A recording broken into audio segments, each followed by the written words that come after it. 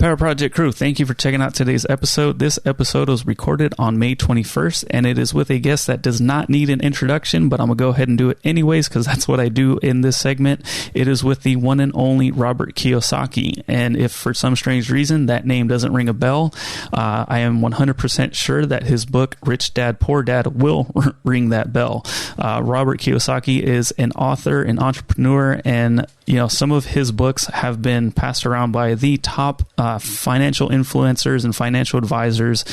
His books are known worldwide. And when it comes to financial advice, I don't think you're going to find anybody better than Robert in this entire field. In today's conversation, we asked Robert whether or not we're in a depression right now with the whole lockdown, the quarantine, coronavirus, and whatnot.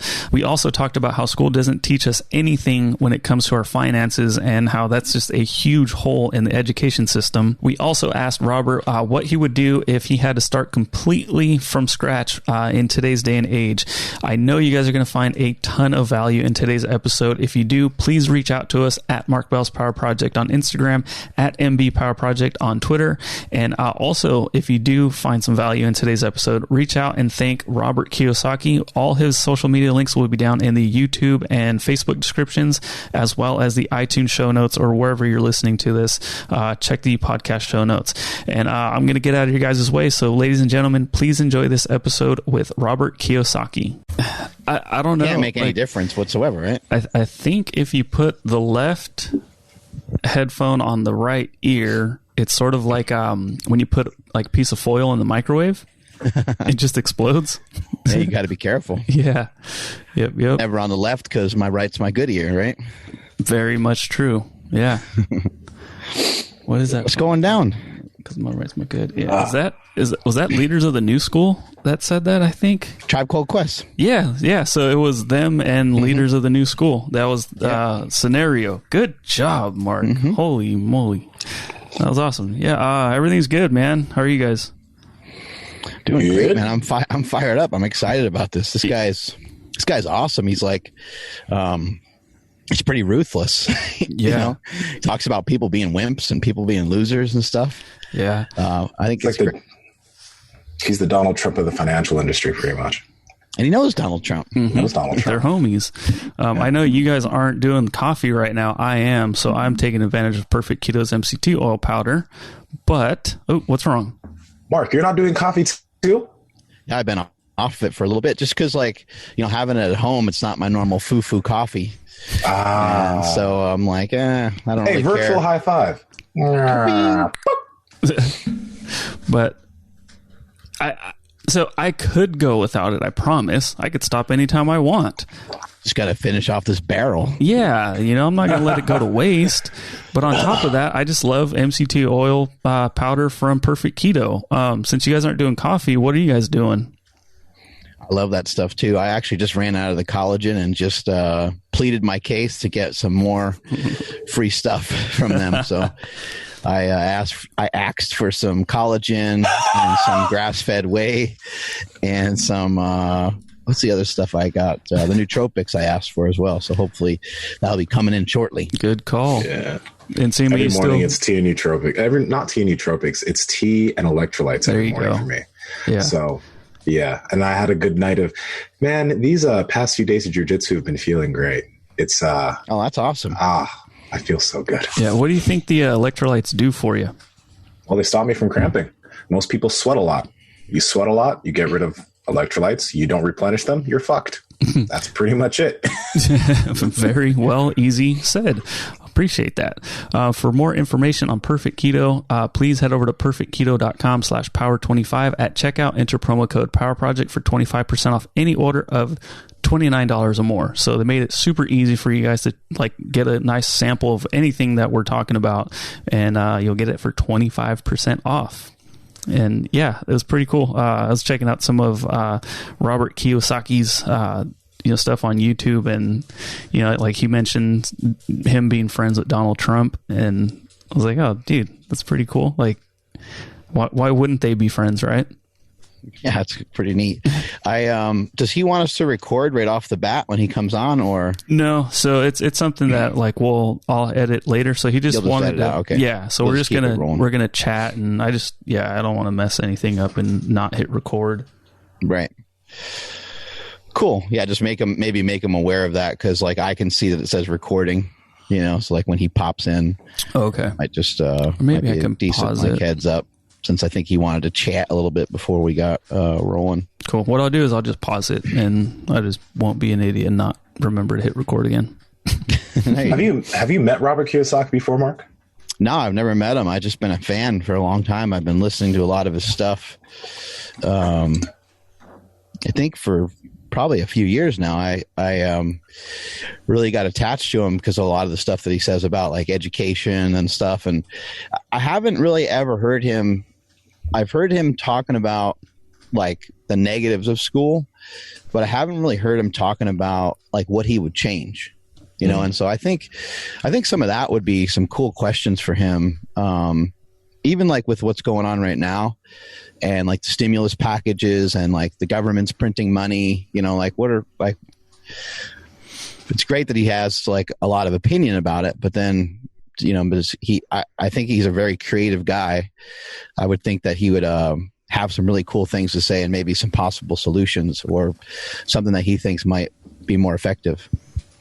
Absolutely. Yeah, you're right. Like I do hear him talk about, and I, for the people that aren't familiar with him, I can't wait for him to go over like a lot of the things that because he does mention, some financial literacy things that should be taught in school. And we have had that conversation on this podcast before, like things that school didn't teach us that we're having to do a lot of now, having to learn about now on our own. And it would be cool to get his take on that because shoot, when I came out of high school, I didn't know shit about money. I didn't know anything about money, and that's dangerous. I was really lucky because I was always around it because my dad, like I think I've told you guys before, my basement was half my dad's income tax practice and half my weight room. And my dad would be like, I made $400 today, or I made $800 today, or I made $1,200 today. And I, that definitely sunk into like my subconscious somehow. I didn't like learn necessarily a lot about money. But I recognize that you could provide value for people that people don't mind paying for, even when they're friends and even when they're family, because he would show me like, he'd be like, oh, this person, came in, and he would mention it'd be somebody from the church or whatever. And then he would talk about like one of his good friends. And then he would say, oh, I did your aunt's taxes today or your uncle's taxes yesterday. And I'm like, you make money off family members? Like, that's crazy. He's like, oh, they won't let me do it for free. He's like, I've offered, he's like, they won't let me. He's like, they pay like half price, but he's like, and I remember him saying that. I remember being like, what? Like they want to pay for it? Must be you must have a valuable commodity that they feel that they need, Mm-hmm. Yeah. And who has, I'm sure people have heard of the book Rich Dad, Poor Dad, but they may be not really familiar with the name, the author behind it. But man, I remember seeing that book around the house like since, forever ago, and like, you guys better straighten up right now. Cause this guy is a Marine. Yeah. So Andrew, all the stuff you're doing right now is wrong. Yeah. Yeah, man. So I made up a Piedmontese hot dog bowl. It was amazing. So I ate a bunch of steak, and I was like, oh, it'll be cool. Like I'll just have one hot dog, and I smashed a bunch of the bavette steak, got in 100 grams of protein, had a hot dog on the side. That was my side dish. And there were still 3 more hot dogs staring me down. So chopped them up, put them in a bowl, stuck them in the microwave just for a few seconds because I threw some cheese on there. It was just absolutely ridiculous. Hot dog bowl. Have you guys ever put hot dogs in the air fryer? Like after like chopping them up a little bit? Hot links in an air fryer. That's same good thing, I guess. Yeah, similar. Yeah, they get a little crispy. Yeah, but a hot dog bowl, and in that thing that you sent us, it seemed like he actually like made the bowl out of bread. I'd imagine you didn't do that, but cornbread. Oh. Cornbread hot dog bowl. I think you have to go to like Wiener Schnitzel for that. Oh, dude, Wiener Schnitzel's still open? It's so underrated too. Wow, I thought they were like closed down. There's one in West Sac. That's crazy. Okay. Yeah, and that would probably be the one that's in the primest, best location? Because all the other ones, hot dogs are underrated just in general. And again, okay, we haven't asked Nsima. It's my dad's favorite thing. He loves hot dogs. Nsima, is a hot dog just a sandwich? Is a hot dog just a sandwich? Or like a hamburger sandwich, right? People have been asking that too, right? It's like a hot dog is an open sandwich. Right. Yeah, it's like normally, even when a sandwich is, even when the bread is still connected, it's still a sandwich, right? So yeah. But why do we call it a hot dog? Like I'm actually now I'm wondering why is a hot dog a hot dog? I don't know. There is no dog involved in this, by the way. This is beef. We took another step back. I'm pretty sure I know why we call it a wiener. Yeah. Wow. I never actually really realized. I had a wiener bowl. Like it's quite disgusting. Oscar Mayer wiener, like that's kind of strange. Was the wiener dog the wiener? Yeah, dog? which one came first? Yeah, before we started calling wieners, or like what's? Because now I don't know. Now we'll have to look that one up. Did we call a wiener dog because it's like that? Because it looks right? like a hot dog. Are we that messed up as a society? Yeah, we're strange. I think this is all great stuff to talk. I won't say that. We have we got a badass on the show today, so I don't want to mess it up too much. Yeah. With too much potty humor. No problem at all. It's great to have you on the show. We're super excited to talk to you. I've been a fan for several years now, and so have these guys as well. And let's just kind of kick it off. I've heard you talk in so many different formats. It's been really great to listen to the content that you have over the years, and to hear about your books and all the different things that you've accomplished.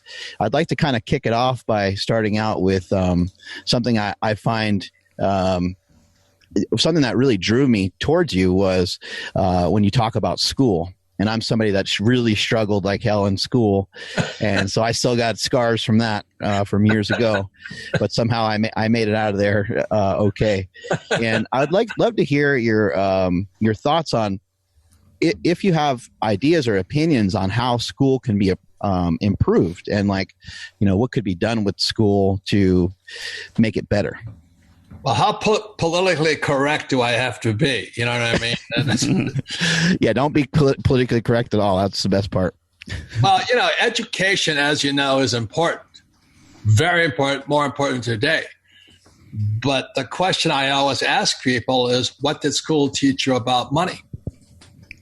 And I don't think it's an accident. The more, I'm just writing up it right now for another article, is I asked that question when I was 9 years old in school. And the teacher looked like, Dana Carvey, the church lady. And she gave me that kind of, don't you know the love of money is the root of all evil? I mean, it wasn't that answer, but that I got the message, that only evil people wanted money. Going, God, I don't need to come to school. I get that shit at home. So, money is primarily an attitude, if you think about it. And so since I was 9 years old, I'm 73 now. For the last 60-something years, I've been looking for that answer. Why don't they teach money at school? And the more I find out, the more I need to take a shower, because it's how we are controlled. If you don't have money, you're easily controlled. And so that's kind of my answer why there's no financial education in our school system. So they can keep you paying taxes, keep working hard, and never get ahead. So the gap right now, as you guys know, is, it widened since 2020, but approximately 50% of Americans, the richest country in world history, can't come up with $400. I don't know if that's true or not, but it sounds logical to me. So I just don't think it's a mistake. And like I said, the more I researched it, the more suspicious I got. And the story goes, my poor dad was the head of education. And he wasn't poor until he lost his job, his paycheck, and his pension. And he tried to become an entrepreneur. but our schools teach you to be an employee. So although he was a PhD, went to Stanford, Northwestern, University of Chicago, he really didn't have the mindset, the skill set, and more, I think, the temperament to be an entrepreneur. So when he lost his job, his pension, and his paychecks, he was finished. He was poor. I was at 53. Are you actually getting sexually stimulated about the possibility of a depression? Yeah, well, you know, I say that because I'm an asshole, as you know. But the fact is, that's when you get rich. Do you know, like the 2008 crash, I got sexually stimulated because I went to my banker. I borrowed $300 million, and we bought the best real estate in world history. I mean, all these apartment houses were on sale because they were crashing, because everybody was trying to flip properties back then. So the prices were coming down, and in 2008, the interest rates came down and quantitative easing went up. So they were printing trillions of dollars, and they were just looking for somebody like me who could borrow money, because when I studied money only comes into existence when it's borrowed. So when all these financial experts say get out of debt, that's actually unpatriotic. We're supposed to get into debt, or the economy dies. That's why they keep lowering the interest rates. Okay. So when you hear about guys like Dave Ramsey, it almost seems like the stuff that he talks about is like the opposite of what you speak about. He talks about like getting an emergency fund, saving money, getting out of debt. Yeah, I don't think he's much of a fan of credit cards. How does his message differ from yours? Because a lot of people I know are in that sector. A lot of other people I know are in like your sector. So how do those two worlds meet at all? Well, Dave's a friend of mine. And it's like Susie Orman isn't a friend of mine, but you know, I've been on the same stage as them. So there's a whole bunch of us, quote unquote, experts. And it depends upon your target market. You know, look at your industry, you know, you guys in health and fitness, but not everybody's your target market. Not everybody wants your message. So for the average guy without any financial education, what Dave Ramsey and Susie Orman say is accurate. You know, cut up your credit cards. You know, when Susie and I were in, this is years and years ago, we're on stage in Dallas, and I said, so I got up my credit card, and I think she was going to cut it, and I said, well, good thing it's titanium. But so she found a fake credit card and cut it, and I said on stage, I said, ooh, that reminds me of the day I was circumcised.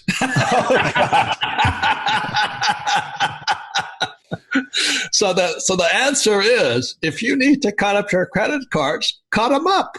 You know, if you can't control yourself, and if you have no financial education, you should leave debt free. But I use debt to get rich, and the average person should not. So that's kind of the convoluted answer. It depends, you know, that depends. Can you dive deeper on how you're able to use debt to get rich? Because someone like me who is currently, I am trying to get out of, you know, I don't have tons of debt, but I would like to be able to free myself of, you know, having to be attached to making decisions based on money. And when I hear something like that, I'm just like, please tell me more, because, you know, it goes against the grain of everything that, you know, I have been learning recently. Correct. And that's, and it goes back to the question, why don't they teach money at school? And what do they teach you about money? And the reality is, like I said, the more I studied it, you know, since I was 9 years old, 60-something years, is it's not an accident, but there's good debt and bad debt. So bad debt is what Ramsey and Susie are saying, you know, cut up your credit cards, because that's debt that sucks cash out of your pocket. But there's also debt, like if I finance a business or I finance real estate and stuff like that, it's putting money in my pocket. So it goes to what Rich Dad Poor Dad was about. You know, the Rich Dad Poor Dad is a subject called accounting, the single most boring subject on planet Earth. I don't know if you guys went to business school, but when you sit in accounting class, I didn't need sleeping pills. Man, I was out cold, you know. It's a boring subject taught by boring people. But all Rich Dad, Poor Dad is a book on accounting. You take a look at it. You know, my accountants always laugh. They said, how did you make it so interesting? I said, because I had a rich dad. And I was 9 years old, and I would work in the family business for free. And I worked in the accounting department. So I have kind of real life experience. And so when I went to the MBA program at the University of Hawaii, the first question I asked the accounting teacher, I said, are you an accountant? And his answer was, I have a master's degree in accountancy. I said, and I was a Marine. I'm in flight suit, you know, but we're getting spit on. This is in the 70s. We're getting spit on by all the hippies and all this stuff. So I'm with all these college kids who treat me social distancing. They would sit next to me. And I kept asking that SOB. I said, are you an accountant? And he says, I have a master's in accountancy. There's a big difference. And that's why people coming out of school, you know, poor. And that's where the gap between the rich and poor, and why the millennials today are, you know, they're 1.7 trillion in student loan debt. Mm. You know, and they still learn nothing about money. So anyway, that's a long way. It's not anybody's fault or anything like that. It's just, it's not an accident we don't teach people about money, because, you know, that old story about Red Riding Hood. Red Riding Hood goes up to the big bad wolf. He says, oh, Grandma, what big teeth you have? He says, yeah, the better to eat you with, dear. You know, but, well, this could be pornographic. But anyway, it was good, you know. So he goes, so, hey, Granny, when am I going to learn about money? He says, we don't teach you about money because it's easy to steal from you. So our money is stolen via the money we earn. If you can suck that into your head, you'll understand it. That's why when you look at historical money, the U.S. dollar started in 1913 with the Federal Reserve Bank. And in 1913, the 16th Amendment was passed. But that was because taxes. So 16th Amendment in 1913 and the Fed in 1913, money cannot exist without debt and taxes. So the lessons I teach are not about saving money or investing in the stock market. My lessons are how to use debt and taxes to get rich. That's financial education. Do you think anyone can develop the skill set of making money? In theory, yeah. You know, I just did a tweet this morning because I interviewed this kid. He's like 19 to 20 years old, didn't go to college.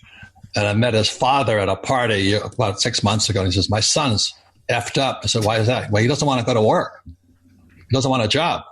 So what does he do? He's got his own YouTube channel. So I talked to the kid yesterday. He didn't go to school, but he has 6,000 subscribers paying him $12 a month. He says, why should I go to school? So, you do the math. I flunked out of math also, but wow.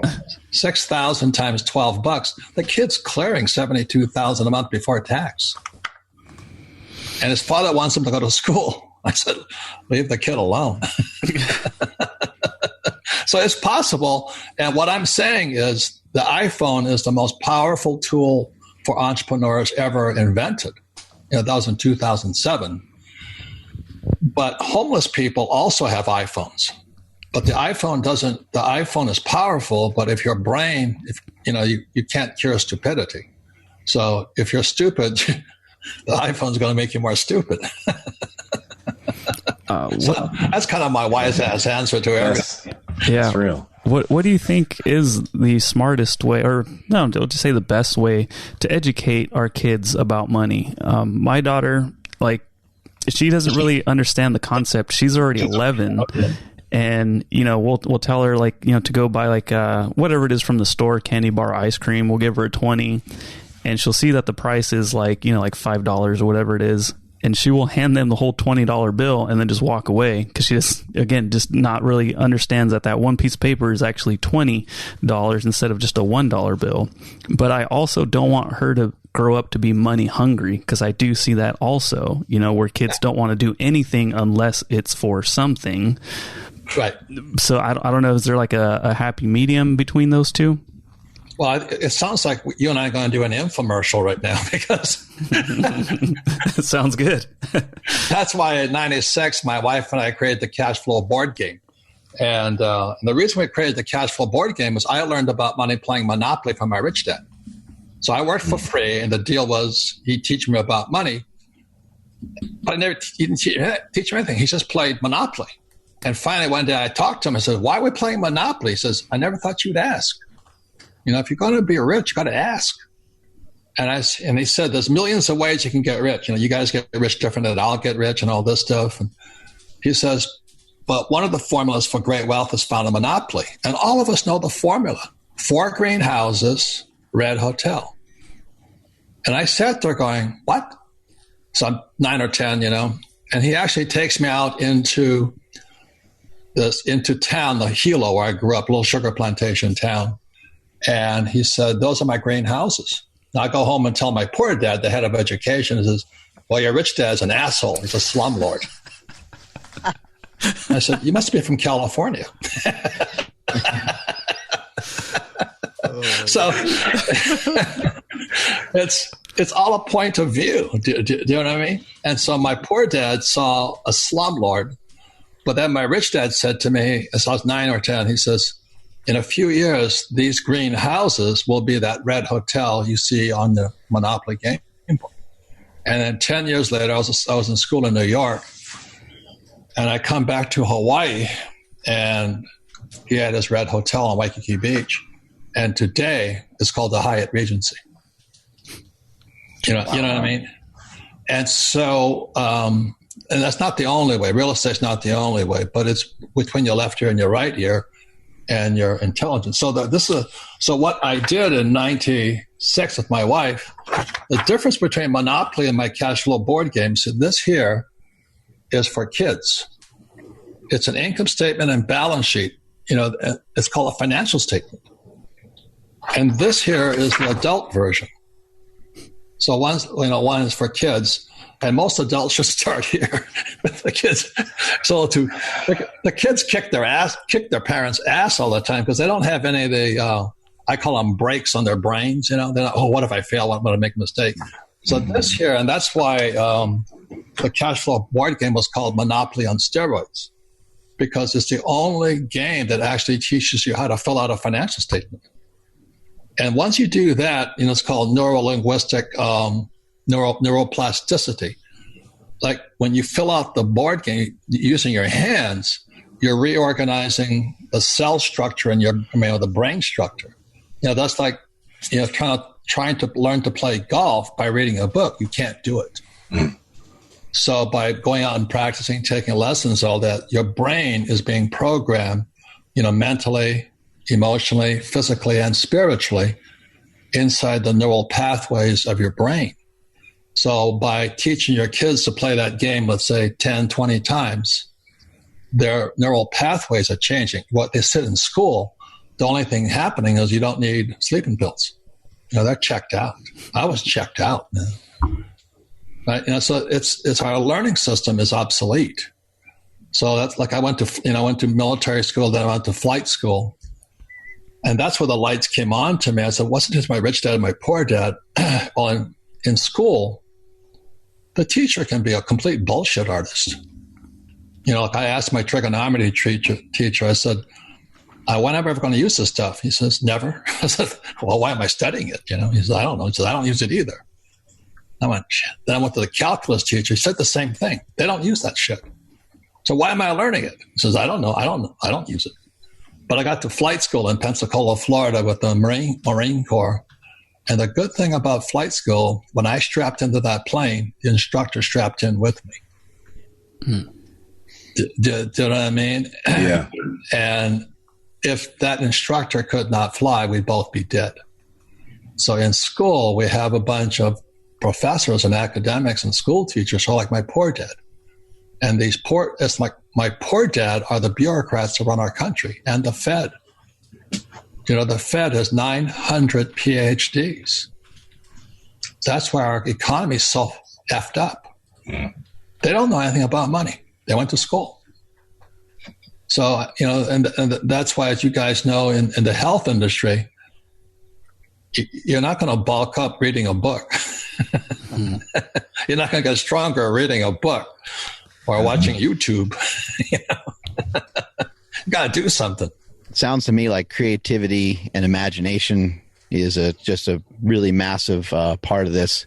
In 2010, I created a product called the Slingshot. I heard it's that. A supportive upper body device for bench press, push-ups, dips, things like that. What are those things? I'll send you one. Yeah, I'll send you one. No, bench press. What is that? Yeah, right.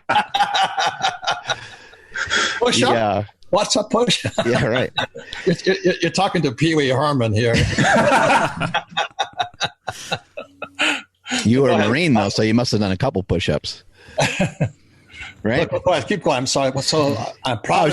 I was gonna say, I developed the product, or the product was kind of like birthed inside of a Starbucks while I was using my iPhone and using my iPad to like just Google research knee wrap manufacturers, because the product I have is literally 2 elastic bands sewn together, and it later on, made me millions of dollars, and I developed a whole entire company off of it. Congratulations, by the way. How can people work on being like? Can people work on being more creative, or are you just born with it? Like sometimes I hear people say, "Well, I'm not creative. I'm not that kind of person." Can people, in your experience, have you seen people become more creative and become more successful kind of as a result? Well, what you're talking is about spirit. There's 4 types of intelligences: mental, emotional. Emotional is very, very powerful. The fear of failing, the fear of making mistakes, looking stupid, looking bad, rejection, and all that. So there's mental, emotional, physical. And all learning is actually physical. And that's where our schools mess up. Like I said, you can't learn to play golf listening to a school teacher who can't play golf. But the one is spiritual. And spiritual is where inspiration comes from, inspirata. So when you're inspired, you can overcome the ups and downs, the emotions and the failures and the rejection you go through to be an entrepreneur. But I've noticed because they went to school and they're taught that you make a mistake, you're stupid. So most people are paralyzed emotionally, physically, mentally, and spiritually. 4 different intelligences are required for an entrepreneur. Makes sense. So congratulations, by the way. Yeah, thank you.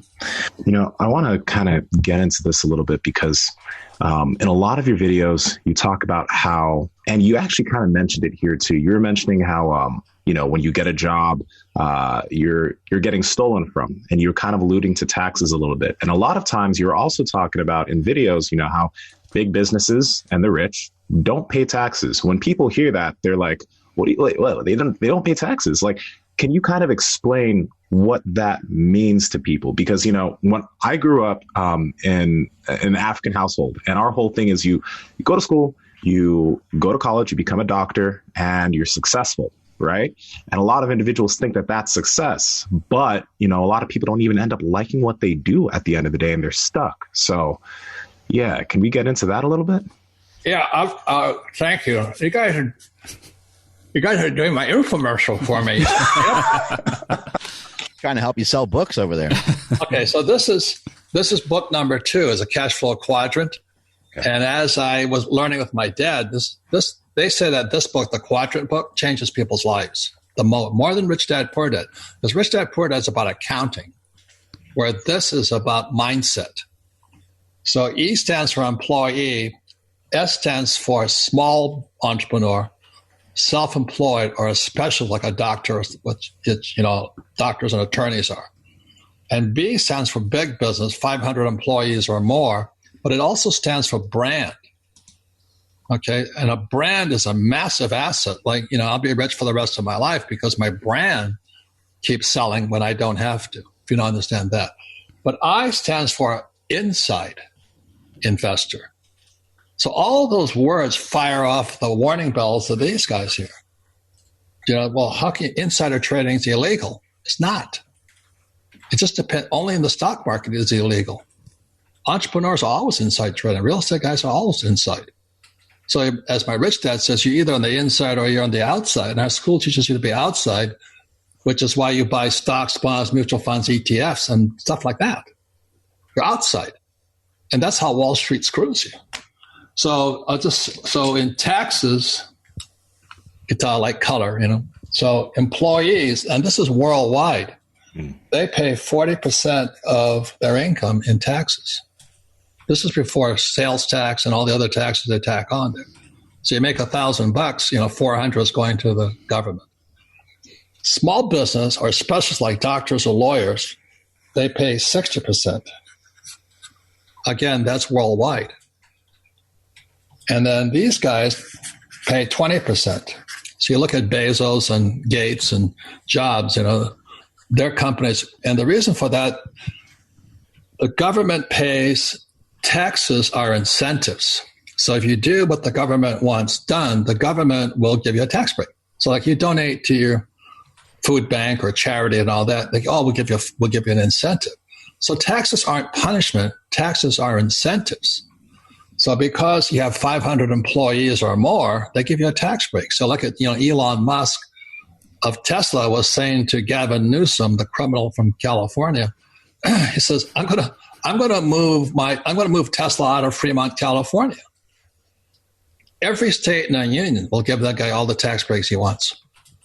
Why? Because he's going to move employees and move jobs. He's going to do that. So that's why the brand or the big business guy gets 20%. And the insider gets zero. They pay zero in tax. Okay, but this all requires what I call a real financial education. So my friend, he's hated by most people, is Donald Trump, and I wrote 2 books together. But we're real estate guys, and we're entrepreneurs. So we're on the B and the I side, and the people that hate him on the E and the S side. Does that make sense? It's all point of view. So the reason it's 0%, the reason Trump won't show his financial statements is he doesn't pay taxes. Bernie Sanders will be elected immediately because these guys here want to tax the rich and give to the poor. Do you know what I mean? It's only a mindset. It's only a point of view. Or as my rich dad said, all coins have 3 sides, heads, tails, and the edge of the coin. So on one side, you have capitalists. On the B and I side, this side, socialist. Poor dad, rich dad. And the twain shall never meet. Nancy Pelosi, Donald Trump. I don't think they'll ever be friends. I promise you, I doubt it. True, man. And so these guys here, they pay the highest taxes and they get screwed all the time. Mm-hmm. But they don't know the laws on this side here. And this is worldwide. There's a book called Tax-Free Wealth by Tom Wheelwright. If you really want to understand this game, it goes with this book here, Tax-Free Wealth. You'll understand the game is played in taxes. That's the game. And the rich get richer because it's about taxes. That's why I said in 1913, the Fed was created, Federal Reserve Bank, but so was the IRS created at the same time. Okay, and so the more money, and all debt is tax-free. Think about that. I think our current school system was set up around the same time as well. Probably, it was not my favorite institution. What do you think of the... As the Irish always said, they said, if I knew where I was going to die, I wouldn't go there. That's why I don't go back to school. Nice. What are your thoughts about, how Donald Trump is handling, the COVID-19 and things like that? Well, either you love him or hate him, So if you hate him, he's mishandling it. If you love him, he's doing a great job. I think that's what it comes to, because you'll never change anybody's minds. America is so polarized today, it's sad. And I'd just rather be on Trump's side because that's where the money is. I really don't like stealing from the rich, Robin Hood. And that's what Bernie Sanders, and Bill, and I'm not Republican or Democrats. I don't have a dog in that fight, if you know what I mean. But they're all thieves. They're all frickin' thieves. I have a friend who worked for the CIA, and he says the Clintons changed the rules so they could get uranium-1, and they made millions and millions in support. So they The uranium is now shipped out, and the profits from uranium are now shipped out of the U.S. It couldn't have happened without the Clintons. And my friend at the CIA, which is Clapper, those guys who are up on charges for trying to screw General Flynn, they all work against the capitalists. But that's dirty politics, and that's life. So what? It'll never end. So I just financial education means I can stand on the edge of the coin. I can see both sides and make a decision there. You know, if Trump was a Democrat, I still vote for him. I don't really care. I vote for the person. I'm from Hawaii. Obama's from Hawaii. I'm sure he's a good guy, but philosophically, I could never vote for him. You know, I don't believe in taking from the rich and giving to the poor. If you do, vote for him. Do you feel like we're heading to a depression? Technically, we already are in one. The definition of depression is an extended period of time of sub-growth. So we haven't been growing because the only thing that's growing is our debt. So we've been in a depression for at least 10 years now. That's by definition. But now Trump will say, this is the best economy in world history. Trump's a bullshit artist. He's a politician. You know, sir, saying that though, I'm curious on you because we're already in a depression. I think I saw something a few days ago where, like, right now Americans aren't spending much money. You know, a lot of Americans are trying to save money. You know, because a lot of people are out of jobs, et cetera. You know, I feel like your advice to people would be honestly maybe the opposite of that, or somewhere in there. So what is your advice for individuals right now who are like saving, keeping their money to themselves? What do you think that they should be doing? You know, what should they be thinking about? Well, again, that's the neural pathways in your brain. You know, if you grew up in a family, went to school, and they said savers, you know, save, till it hurts. Well, then without financial education, they can't see that the Fed is printing trillions and trillions and trillions and trillions. So why would you be saving when the Fed is printing? But because without financial education, they can't see the sleight of hand that the Fed and the Treasury are doing. So in Rich Dad, Poor Dad, I said there's three things that got me a lot of hot water with the academic elites, and why the book was turned down by the publishing houses in New York City. They said, you don't know what you're talking about. And in Rich Dad, Poor Dad, I said, savers are losers. And it's because they print money. Why would you save it when they can print it? And I said, your house is not an asset. In 2008, people found out the hard way. The house is not an asset. They took them down. And then 3, the rich don't work for money. And what the rich work for is on this side here.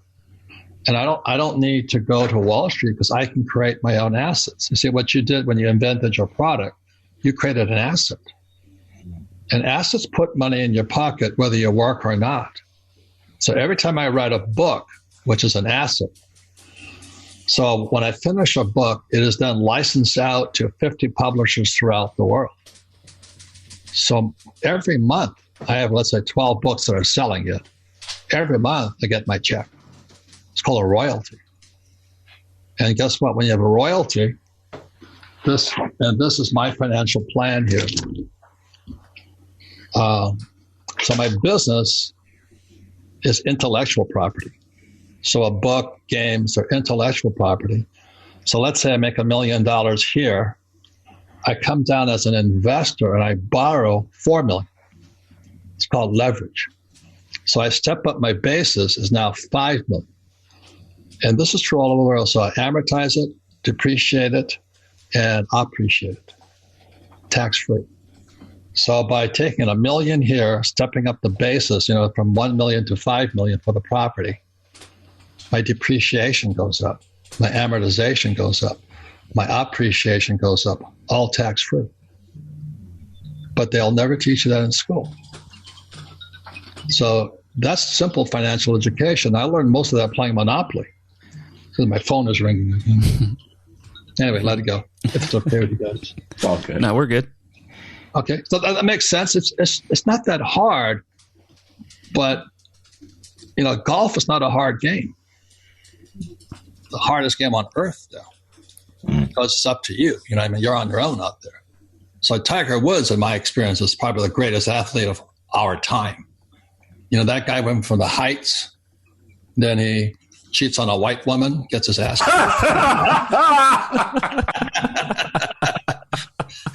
you know?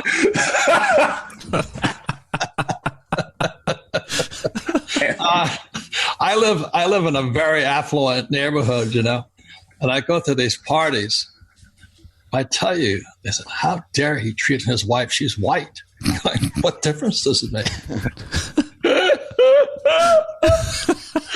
So I got a white woman. Oh man. You know what I mean? It's how effed up our society is. It's not about, and so he had a fall from grace. His back went out, you know, because all the millions of golf balls he's hit, but he came back. Yeah. You know, it takes, I think, the Masters and all that stuff.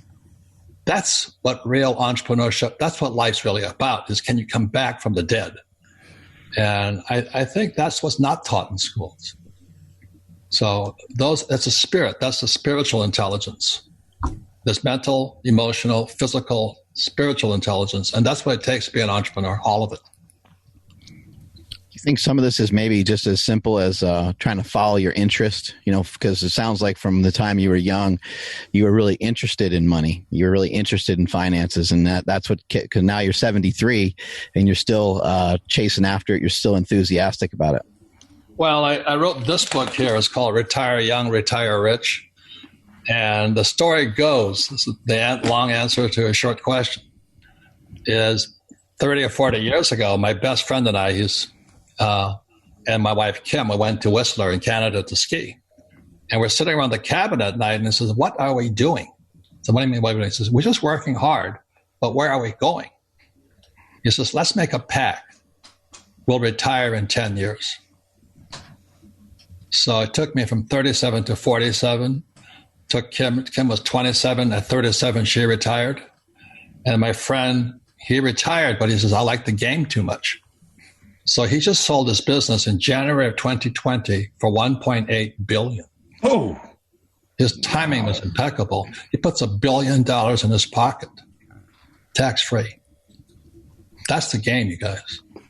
So what I say to everybody is, why not have a retirement plan to get out as fast as you can?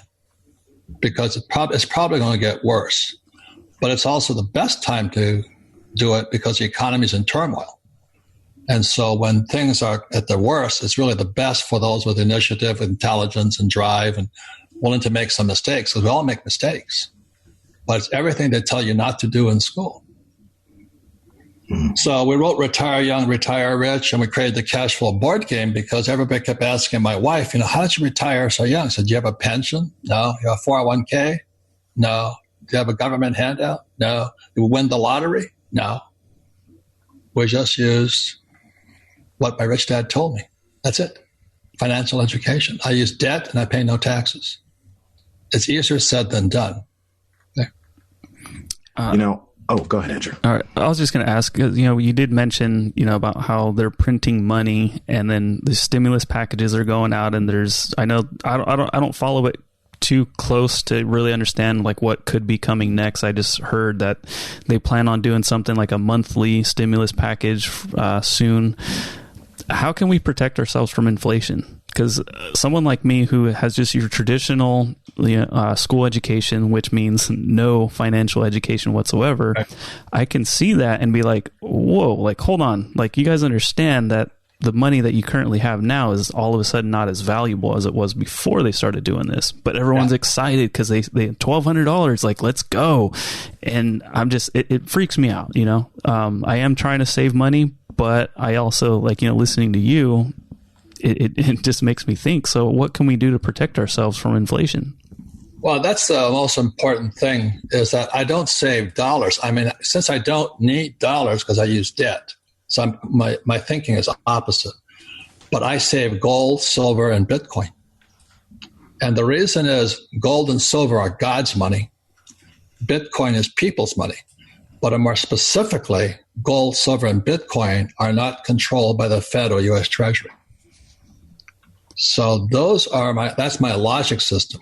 I'm not recommending it, but God's money and people's money versus fiat currency, what I call fake money. And so you're exactly correct, is the more they print of it, the more worthless it gets. And the primary, right after the biggest crash came in March of 2020 in world history. Nobody even knew it because coronavirus was everybody's so terrified of that. But the market took the biggest drop in world history. And so there was a cover up the Fed's printing of money. But the reason they print money is to bail out their friends. It's like I was a pilot in Vietnam. It's called you got to provide air support. So they provide cover. Stock market gets jacked up, and then the rich sell out. And then they keep telling the average guy, invest for the long term. So the stimulus package was air support or air cover for the rich to get out. It's my sick opinion. At the same time, it screws the working class, anybody working for money. Because you're working for money, you're saving money, taxes keep going up, you make more money, more taxes go up. And I think the good news is a few people are waking up to it today. So anyway, the long answer, gold, silver, and Bitcoin, I wouldn't touch ETFs because there's no money behind that stuff. This is as fake as the US dollar. So in gold and silver, there's a futures market where it's all manipulated. And then there's the paper market, which is gold, silver, ETFs. And then there's hard currency, gold coins, silver bars, and all that. And anything paper is fake in my world. So a silver coin today you can buy for $20. So that's where my wife and I started years and years ago. We just started, back then it was $3 for a silver coin. Wow. And today it's 20. So, and I bought my first gold coin in 1973. And this is the interesting thing. In 1973, I had to buy it in Hong Kong. The aircraft carrier pulled in, and while the guys were chasing hookers, I was chasing gold. And so I bought my first Krugerrand there. It cost me about $50. I still have that Krugerrand today. Legally. How much is a gold brick? How much do those cost? Depends on per ounce and thing. But that Krugerrand today is worth $2,000. So I paid $50 for it, and today it's worth about $2,000. Jeez. So it's not that the Krugerrand got bigger or more value. It's just indicative that the dollar is coming down in purchasing power. And so, unfortunately, the dollar is just more toxic than the coronavirus. The people that are working for money are getting poorer because they keep printing it. So if one was to invest in gold, what's the goal? Is it just to make sure that their value, they have an asset, or is it at some point to sell that for whatever currency is available at that time? Well, it depends upon your long-term plan. My wife and I don't sell. So our goal is we're going to pass on $100 million in charity. So because we don't need the money. We just borrow the money, and then we don't pay taxes. So we have tons of real estate. We have businesses. We have patents. We have royalties. And we have gold, silver, and Bitcoin. So it goes into what's called a CRT, a charitable remainder trust. And all of that will be passed on for further generations. But that's the long-term plan we have. So do I sell it? No. I just keep gold, silver, and Bitcoin because, as we say in the Marine Corps, you get tired of bending over and picking up the soap.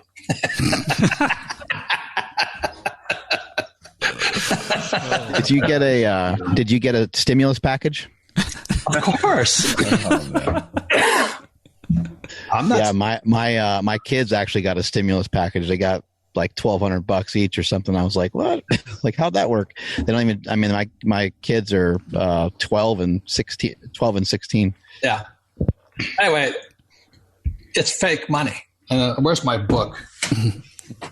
This is it here.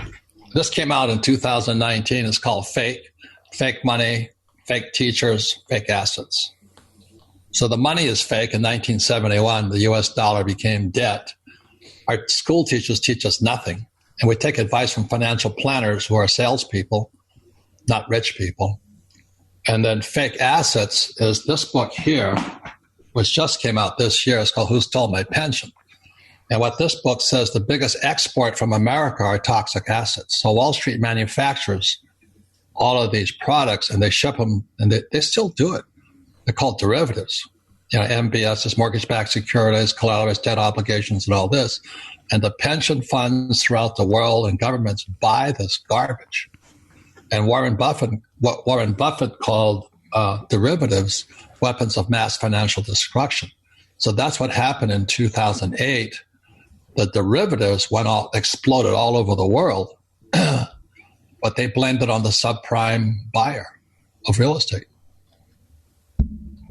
What would you do right now if you were kind of just starting out and you were trying to make some money, like with the way that things are currently set up? What would be your focus? Well, I think the most important lesson I passed on in Rich Dad Poor Dad is, number one, you got to choose your teachers wisely. Do you know what I mean? It's the same as you choose a doctor.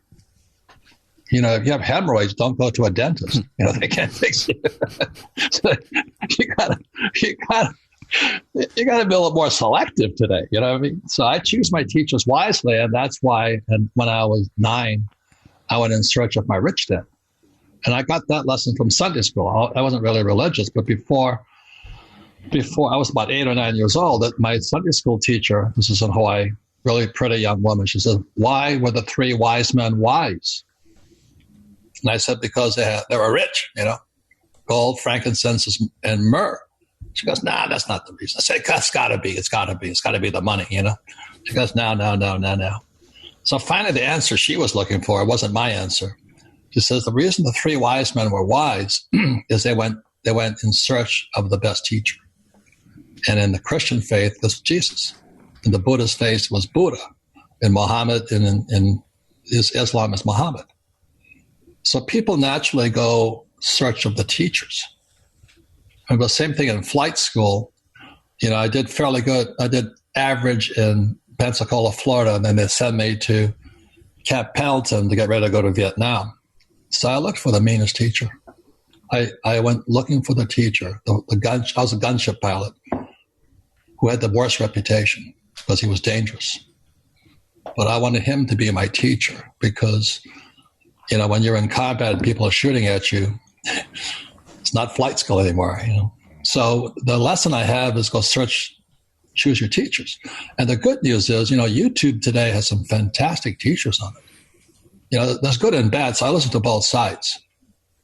There's a guy, Richard Wolff, he's a hardcore socialist. I listen to him. I keep an open mind. Then I listen to the hardcore capitalist, keep an open mind. But that's why I love the information age we're in. And I keep saying this iPhone here, most powerful tool ever created for entrepreneurs. You can sit anywhere in the world and dial for dollars. I met this one kid, I think I'm going to tell you this, met this other kid a couple of days ago, 19 years old. He has a YouTube channel, 6,000 subscribers, $12 a month. Kid's clearing $72K a month. And his parents still want him to go back to school. That's crazy. And all he is a mini version of Tony Robbins. He's a motivational guy. Wow.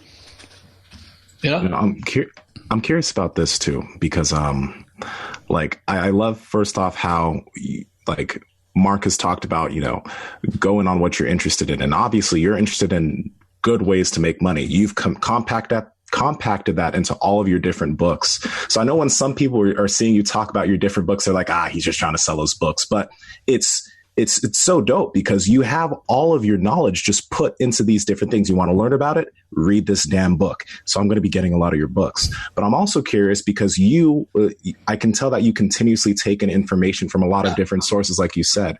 Yeah. So in your opinion, who would maybe be your top 5 resources or teachers on YouTube, along with yourself, that teach, I guess, in your opinion, good concepts financially, good financial concepts? Well, first of all, that's a great question, but money permeates everything. Education, religion, school, it's in everything. Clothing, shopping, taxes, it's everywhere. Mm-hmm. So when somebody says, I write a lot of books, it's because money is everywhere. And so, like, for example, when I didn't know much about Bitcoin, I just went on YouTube. And I listened to what guys were saying. And some guys said, some people say it's a piece of trash. Other people say it's good. Mm-hmm. So I found out about that. So I interviewed this guy, like you guys do with me. I interviewed this guy, Anthony Pompolino, on my Rich Dad radio show. And he's the one who explained in detail because he's a fanatic on it. Now, my other friend is Jim Rickards, who wrote the book, The Road to Ruin and all that. He doesn't recommend Bitcoin. And Warren Buffett, he doesn't recommend gold or Bitcoin. So everybody is a different teacher. But I want to find out why Rickards doesn't recommend Bitcoin and why this guy, Anthony Pompolino, does. All coins have three sides: heads, tails, edge. And intelligence is found on the edge. Can you listen to both sides? Otherwise, you become either liberal or conservative, and you get into that fight. And the saying goes, when you argue with an idiot, there's two idiots. I've been that idiot too many times. How'd you get to meet Donald Trump? We used to do these massive real estate investment seminars just before 2008. And because flipping houses was everything. They had all these flippers and all this stuff. And Trump and I don't flip. So we used to do this, like the Javits Center, we had 65,000 in New York City. The Moscone Center, we had 65,000. And we would do these huge events. So Donald was the last guy, and I was the first guy. So get the crowds in with me. And Trump was the last guy. So we spent a lot of time in the green room just shooting the shit. He's a great guy. I mean, he's a man's man. My wife absolutely loves him because he's a man's man. It's not politically correct. Trust me. Mm-hmm. What he said to that guy coming off the bus, you grab women's, what? My wife just cracked up. He says, that's what every guy wants to do. Amazing. But, you don't find those women too often. That's why we're married. I had a chance to meet Trump Jr. He's great, huh? Yeah, he's a really, really good guy. Yeah. But it was interesting. He was saying how he's like, my whole family used to be like loved. People used to like be like huge fans of ours. And then as his dad like got on like The Apprentice, and then as he became political, then it just complete flip. Everybody started hating him.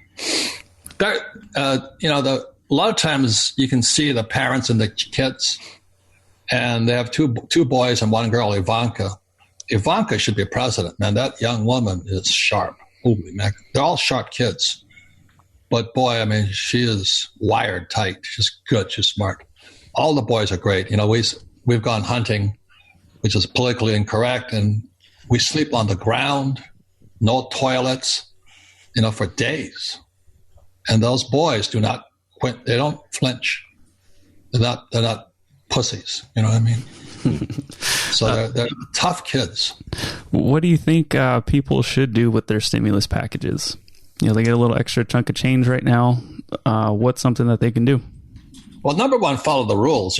We have to spend it with us. I don't know what my accountant does all this. We make sure we document everything. It's going to wages, and we can't fire anybody, which we had no plans on doing anyway. But the biggest thing is we don't need the money. So we just reinvest in the business.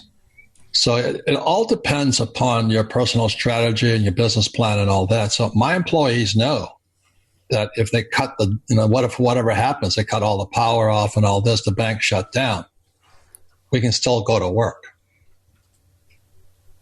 So it's all strategic planning, strategic and tactical. I think that has answered your question on that. Yeah, I was just thinking of more of like the your average American who doesn't have a business right now. Somebody who again, maybe they don't have the financial education, because we do see, like, you know, some people pointing out, like, somebody at Walmart buying a big old TV, and it's like, oh, that's because your stimulus package came in. We know that's not the answer, but, you know, I'm just curious what would be your advice to somebody who, you know, is not sure exactly what to do. Save it, invest it, spend it. I have a saying that, you know, you can't cure stupid. You know, it's infinite. I don't know if that's my fault or what, but anyway, you can't cure stupid, and I don't teach pigs to sing. It wastes your time and annoys the pig. So somebody's got their, you know, they have a heart on because they got a new Samsung TV. Leave them alone. Leave them alone. They're in heaven. You know what I mean? Yeah. And kind of finishing up here for today, can you, because I think this is really interesting about, you know, what you did in flight school and how it kind of prepped you for some other things down the road. But I heard you talking about practicing crashing, and then how that later on ended up being, you know, something that you actually had to utilize in combat.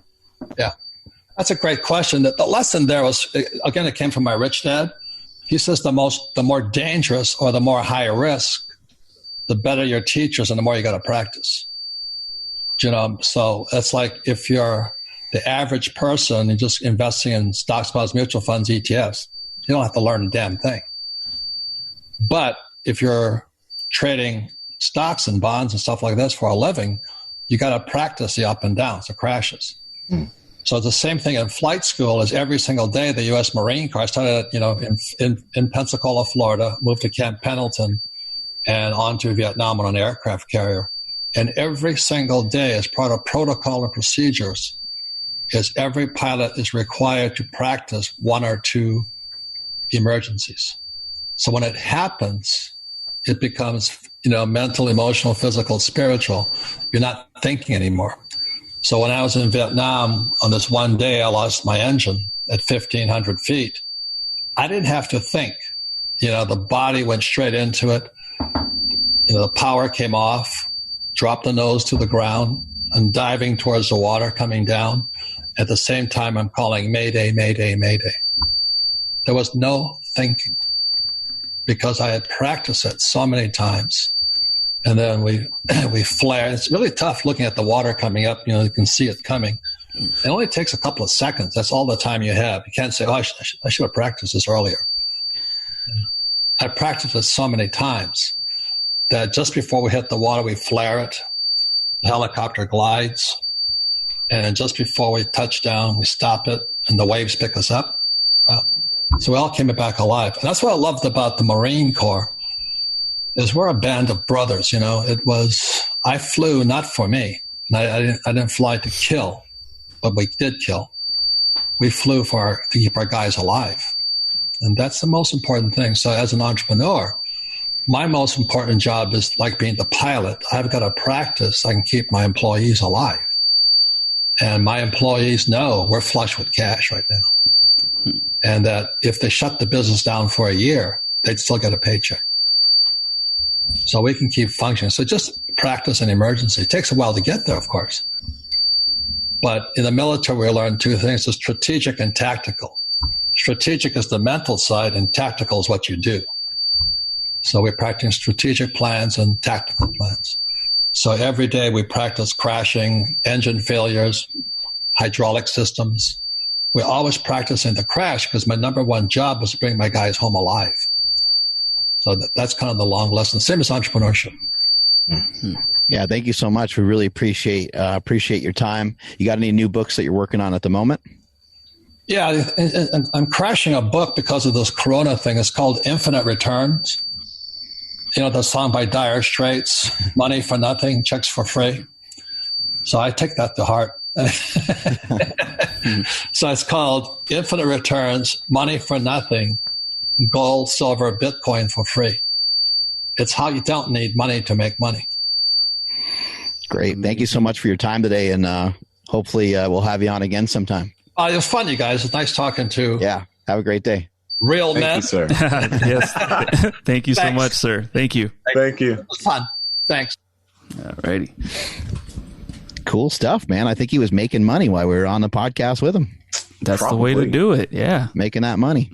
Yeah. Well, I mean, he was, advertising some books that I'm getting that board game. No question about it. But, he was just like answering, like, I can't remember who. It was in regards to like answering questions that people may have, but we've already done podcasts with it. So it's like we are advertising our podcast, but we're still answering the question, and that's what he was doing. So like you can't like be mad at him for talking about it. It was just perfect. Yeah. No, like it's that's what he's done is he's learned so much, just like a lot of the guests that we've had on this podcast. You learn so much. Well, what's the easiest way to share it with the most amount of people? You make a book, you sell the book, and you make tons of money. Like it's funny. Sometimes when people come on and advertise their book, I see comments like, "Oh, they're only advertising their book." Well, if you want to learn what the hell this person knows, buy the fucking book. It makes no sense.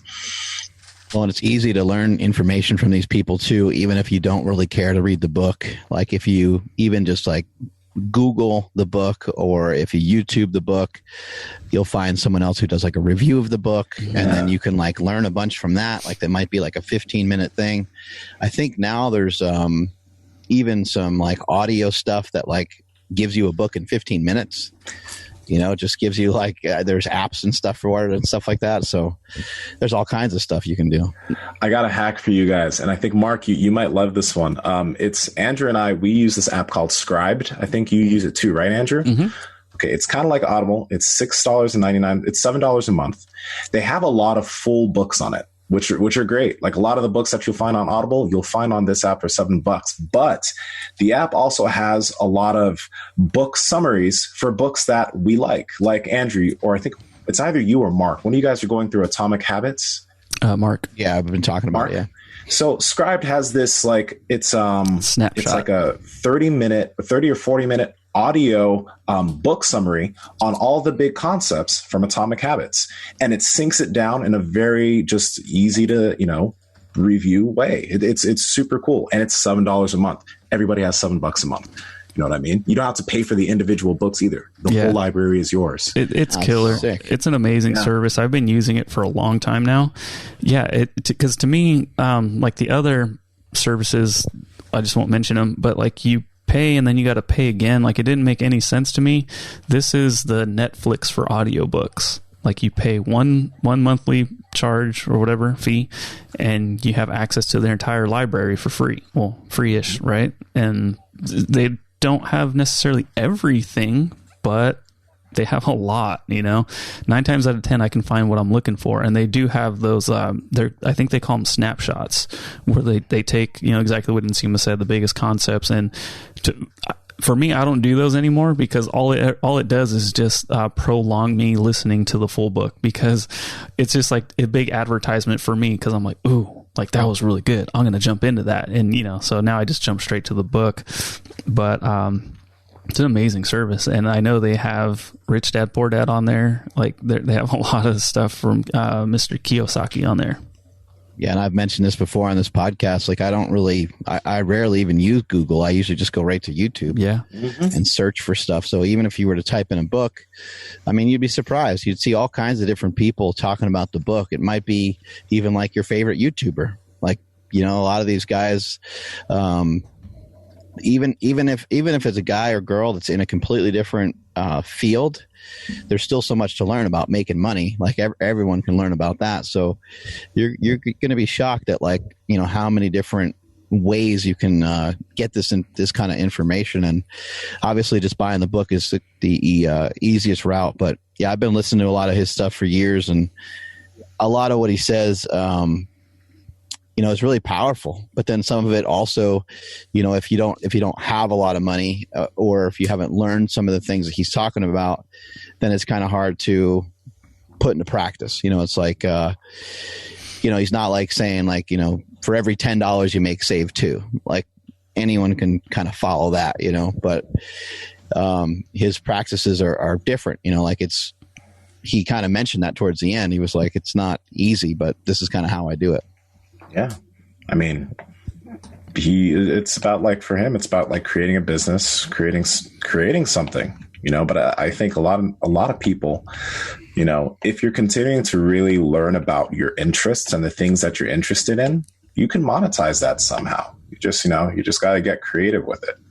Right. There's the way I'm learning my guitar right now is through an app from this Justin guitar guy. He's just a really good guitar player who put all of his skills into an app. That's $64 a year. He's making bank just because he loves guitar, Remember Elon Musk saying, if people aren't creating stuff, there is no stuff.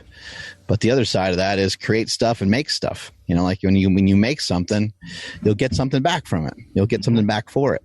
And I think sometimes, people of today, sometimes get caught up in maybe refining things too much, trying to make things perfect, trying to get things just right. But you really want to fail a lot.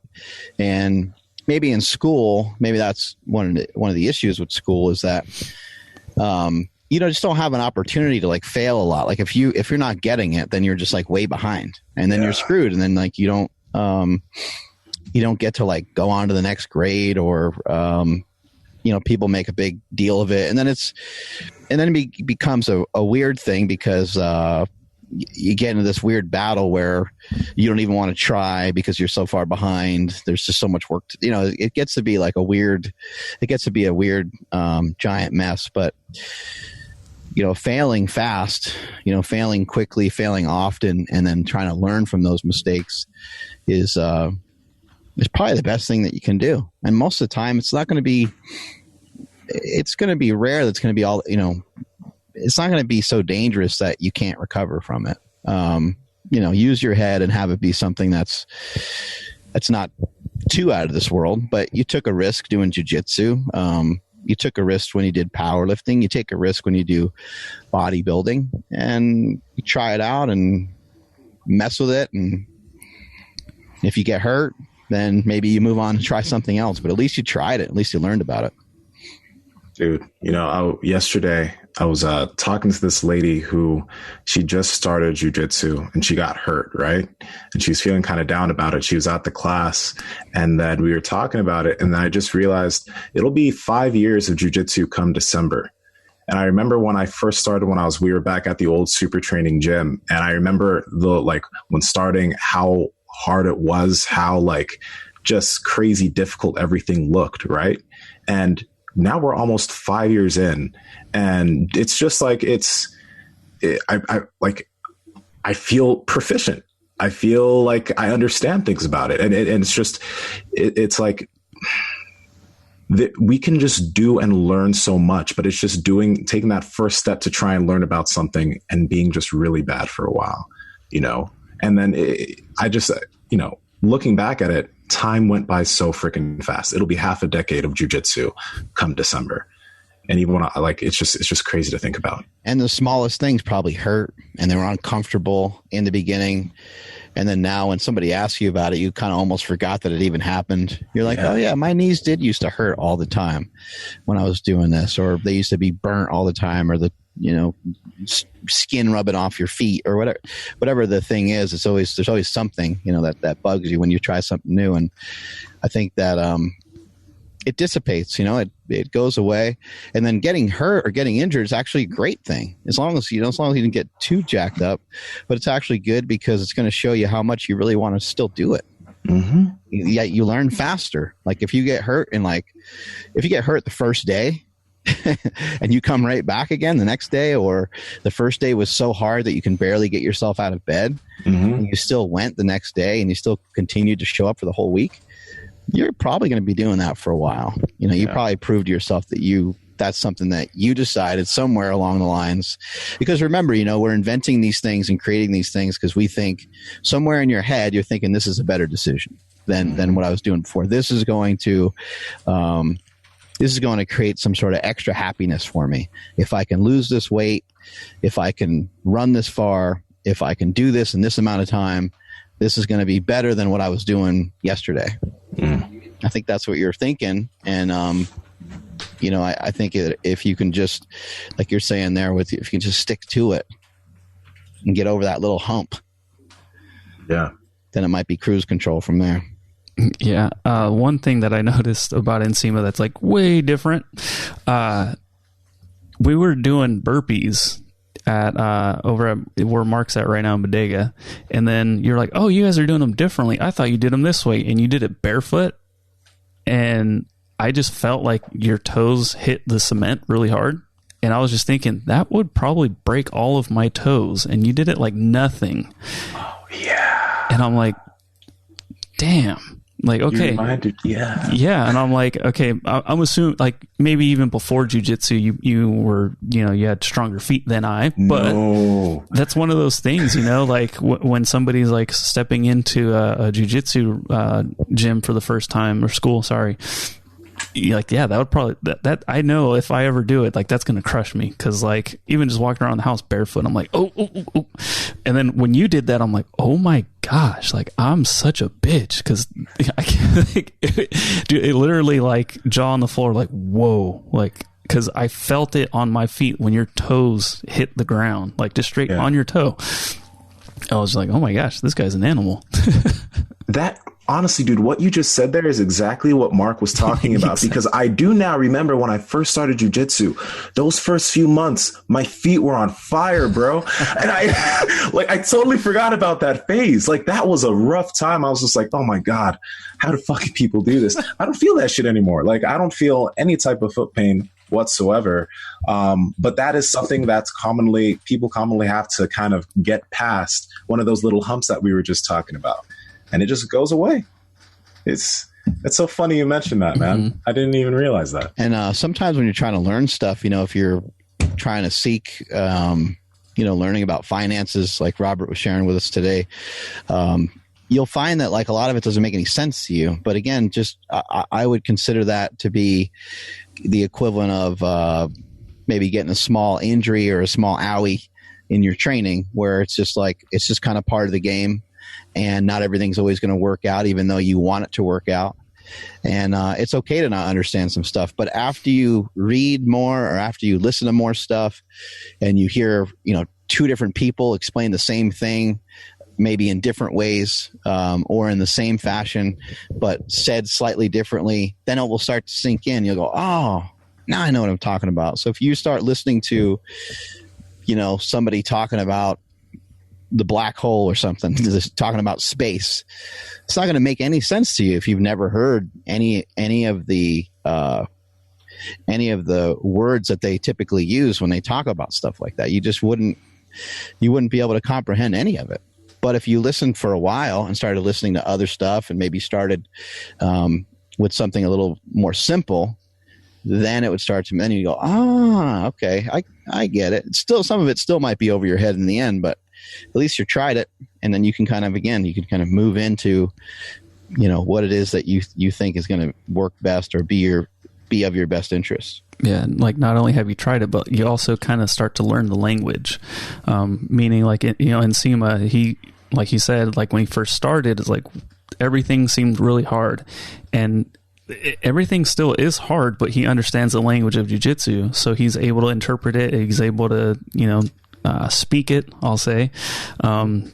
So kind of like what Robert was saying about the value of gold. Like it hasn't really gone up. It's just that the cash has gone down.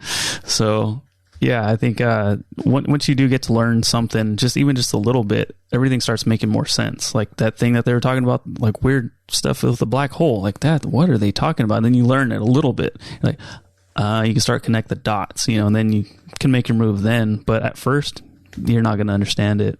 And that's something that a lot of people don't understand.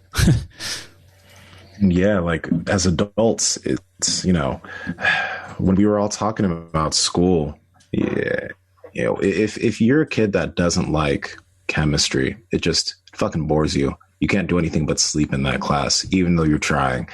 You study just enough for the test, and maybe you don't pass, you get a D, right? You feel like shit. Okay, you feel like shit because then you think you're dumb. You don't think you're smart, but you're just not freaking interested in chemistry. You don't like it. You probably have other things that you really like to do, that you're interested in, that you can learn about, that excites you. But it reinforces that type of idea into adulthood. So when you start doing something and you're not immediately good at it, but you're interested in it, right? But you're not immediately good, there's this thing in the back of your head which you're like, fuck, if I'm not good at it now, why should I continue? And you just rationalize too much when you get older. I do that a lot too. I'm not saying I do that shit a lot. So we gotta escape that, man. Yeah, and I really love what Mark was talking about. When you do get behind in school, you get so far behind, you're just like, I give up. And then what Robert was talking about, how we get I can't think of the word, but basically we get trained. Like you need to pass, right? You need to get a good grade. The second you don't, you're doomed. So people have all these crazy anxieties for not wanting to try something new, something different, that business venture, because I can't fail. Because if I fail, I'm not going to be able to get ahead now. Mm-hmm. And so what Mark and Robert were saying, it's like, no, we need to fail. We need to fail fast. It's almost like you can't succeed unless you fail first. That sounds so obvious, but it actually is not like the most known thing, so it's like, damn, like I'm not saying I can't wait for our podcast to fail, but at the same time, it's like, we will have to take a step back to make, a bunch of steps forward. So I think, man, there's just so much powerful stuff in this episode today. Yeah, he was awesome. I think, learning the language is a massive thing. And then being able to speak the language, like that's when you really know you learned something, is that when you're able to start to share the information that you're receiving. So let's say you read a book like Atomic Habits or something like that. And someone, asks you a question, and then you're able to, you read this thing maybe 3 months ago, you started implementing some of these habits into your own life. And then someone asks you a question about how do you keep up with your discipline, and boom, you're able to remember what was in the book. You're able to remember the thing that you implemented on a daily basis that has really helped you, has really made a difference. Like one of the things that's talked about, I'm losing the guy's name at the moment. Do you guys know his name? The Atomic Habits guy? I forget. Anyway, the Atomic Habits guy, James Clear. James Clear, there you go. He mentions, it's hard to do things in certain environments. So as we've said on this podcast before, not having stuff in your house is a really good move. What's the thing that's related to your issue? Is it that you end up drinking because you go to bars with your buddies? It's like, well, that's a big consideration and not an easy thing to step away from, because you find a lot of enjoyment in that. But if it's problematic, you're going to have to move on or be more reasonable about how many times a week you do that. But once you're able to, understand something to that level where you're able to say, hey, you know what? I read this thing the other day and I think this might be helpful to you. That's when you're really onto something. And that's, I think, the world is getting so much of that at the moment. And I just, I think everyone should really consider it their duty to continue to work on trying to make themselves better without being crazy about it. You don't need to have a bunch of anxiety about how you're not good enough. That's not what I'm talking about. We covered a lot of that in talking with Aubrey Marcus a lot yesterday. Mm-hmm.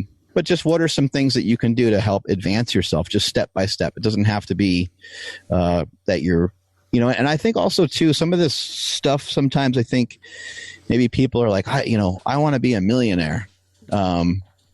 I said an idea to my wife the other day, and she's like, that's going to make us millionaires. And then we both kind of laughed about it and just thought about how funny that is. And the reason why we thought it was funny is because we've never said that before in our lives. She was just kidding, you don't really need to try to be a millionaire. You don't really need to try to have a 6-pack. You don't really need to try to bench press 500 pounds. You need to just try to be a little bit better than you were yesterday. That's it. Just whatever little bit of momentum that you can get. And if you can find something that you're interested in enough, you can build that consistency. And once you're doing stuff for half a decade, you're probably going to be pretty good at it, especially if you showed up a lot, paid attention often. Mm-hmm. just time and being interested in something, man. It's crazy. That was great. I love this stuff. More hot dog bowls? No.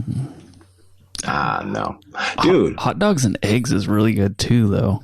Fried. Nsima did hot dogs and rice? That sounds awesome. Hot links and rice. Hot links. Hot links. That is really amazing. good. But just saying real quick, I never realized how Mind Bullet is kind of like an appetite suppressant, because I've been drinking coffee, right? But I popped 3 of them before our cast, and right now I'm not feeling hungry at all.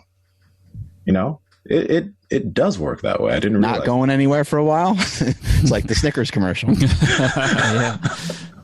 You're not you when you don't take Mind Bullet. That's right. But wait, who am I?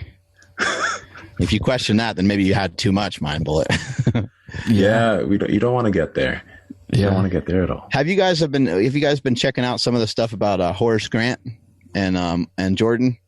Nothing outside. Well, Of the doc, yeah. so the only thing that I remember, because there was an awesome, I think it was a 30 for 30 on the Orlando Magic, and how they got 2 first-round draft picks back-to-back, which they got Shaq and Penny Hardaway. And I just remember they did a short piece on it about Horace Grant and how the Bulls were pissed that he went from the Bulls to the Magic, which was their Eastern Conference rival at that time. And then, of course, they had Horace Grant on their shoulders as they beat the Bulls in the Eastern Conference Finals. That was all I remember.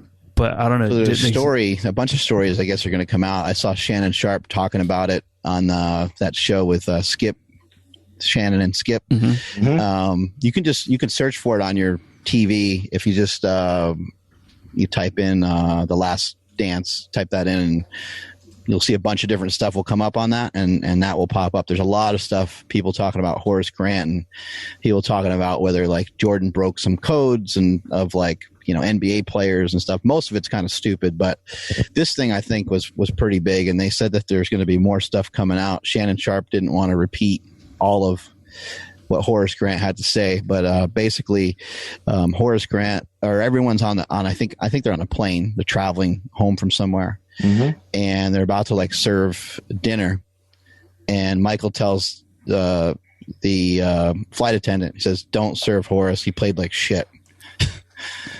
And then Horace just like kind of heard it, and he was like, "Did I hear that right?" And he's like, "Yo, fuck you, Mike." He like yells at him, and they start, kind of going back and forth a little bit. And then one of the other players just says, "Look, Horace, like, it's just, we're on a fucking flight, like, it's not good, for you guys to be fighting under these circumstances or whatever." So they chilled out. But I guess that happened, many, many times. There was a lot of situations like that, and like Shannon Sharp, he said, I didn't feel comfortable repeating the rest of it. So he's like, Horace Grant, at some point he'll probably let all this stuff out. Michael Jordan was kind of like, okay, he was an amazing basketball player and the GOAT, but he is an asshole. Like he was mean. Like, you played bad, you don't eat. What? Like, right? What the hell, man? And then apparently Scottie Pippen, I just looked this up too. Scottie Pippen's pissed with how he was portrayed, because like they probably didn't get to see the final cut before it was put out, and Scottie's a little bit pissed like how he was portrayed too.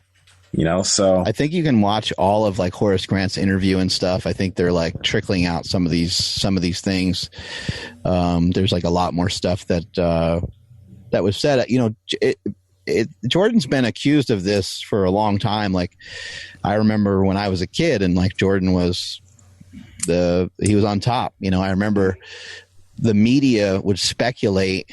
The media was speculating against itself. It was like, I think, something's going on in Chicago, and like there's something going on with Jordan, but people don't say anything. The press won't bring it alive because they love Jordan, and because what Jordan does for the game, they keep it all, they keep it all under the rug type of deal. It's hard to know. It's hard to tell. Obviously, like I loved watching Michael Jordan as a kid. I think he's super inspirational for a lot of people. But I think we make a mistake in our society. Sometimes we just put the wrong people too high up on a pedestal. To love Michael Jordan as a basketball player is really cool, but to think that he's anything beyond that might be a mistake. Maybe somebody like a LeBron James who is political a little bit, or actually kind of a lot of it. And maybe that's somebody that you would, LeBron is an NBA player and he shows you that hand and he's fucking amazing. But then he also shows you another side where he's showing you like a political side. He's showing you him dancing with his family all the time, right? Mm-hmm. Jordan chose not to show any of that to us. So that doesn't mean he's a bad person. He also wasn't around during social media. It just means that he wanted to keep that shit private. But because we don't see it and because we know nothing about it, then it doesn't mean you speculate and just say, oh, he's a shit person. But we cannot speak for anything else that he does. Whereas like LeBron James, not that we know LeBron James, but we at least have a little bit better of an idea or understanding because there's so many cameras and there's so much social media going on these days. We think that we have a little bit better understanding of who he is, but a lot of times we don't know who these athletes are. And I think a lot of times your heroes are just right in your own family. It's your grandma, it's your aunt, it's your, whoever loved you, whoever cared for you, whoever like really had that unconditional love for you where you could just, you could do no wrong and someone was like always there for you. That's the kind of stuff that I think people need to put maybe in a little bit higher value and not get so excited about, Mike Tyson or whoever's the best, Bones Jones. Like we don't know anything about, how Bones Jones conducts himself outside the ring, except for some stuff that we hear that's not so good normally, Yeah. So it's like all these people are human and I don't think there's any reason to really get too overly excited about them, Yeah, I'm curious to know what Scotty necessarily didn't like, but I it must suck if Randy Brown and Ron Harper are watching and they don't get mentioned once, and then even Ron Harper, the cover of The Last Dance, it has Steve Kerr, Dennis Rodman, Scottie Pippen, Jordan, and Phil Jackson. In the original picture of them walking off the floor, Ron Harper is in that picture, and he gets photoshopped out for the cover. Why do you think? Is there some type of thing with Ron Harper and those guys? I don't know. Ron Harper was like supposedly like one of the only guys in the NBA that could cover Jordan really well. He was a really good defender. But they ended up being on the same team together. Yeah, and he was he was like, I think like 6'6", and they had him as the point guard. But I think because Pippen can run the point forward, it didn't really matter. But I just thought that was interesting because I don't remember Harper doing anything outside of Chicago. I remember I think he got drafted by the Clippers and he didn't really do anything there. And then he shows up in Chicago, and of course they win, the championships. But I just thought it was interesting. He was on the starting five and he didn't get any airtime at all. And I was just like, wow, that must suck. So I'd imagine they're probably a little bit more bitter than Scottie Pippen. But I'd also say, some people, I think they make some mistakes too. Like in like the case of like Horace, it's like, who knows exactly what happened or how it went down or whatever. But you would just like to think that if someone is really doing something that's really truly disrespectful to you, it really did cross the line, then you have to address it. Mm-hmm. Like, don't just be along for the 3 rings, that Horace Grant won with the Chicago Bulls. Like, don't just be along for that. Like, don't just be along for the fact that you're gonna make more money, you're gonna get more recognition because you're part of this Bulls team. Like, if there's some bullshit going on, then you need to really stand your ground and you need to make a statement. Now, maybe he tried and maybe maybe no one cared. Maybe everyone just thought he was a baby. I'm not saying like, that you have to punch somebody in the face, but you would just like to think that like if you were in that situation, someone's mistreating you, that you would want to do something about it. Like that you would just be like, I'm not getting treated this way. This is just, I disagree with this, Mm-hmm. Yeah. Like that, you mentioned getting punched in the face, that Steve Kerr incident, that was, right. That's insane, man. But Steve Kerr's kind of little in comparison too. He is little in comparison.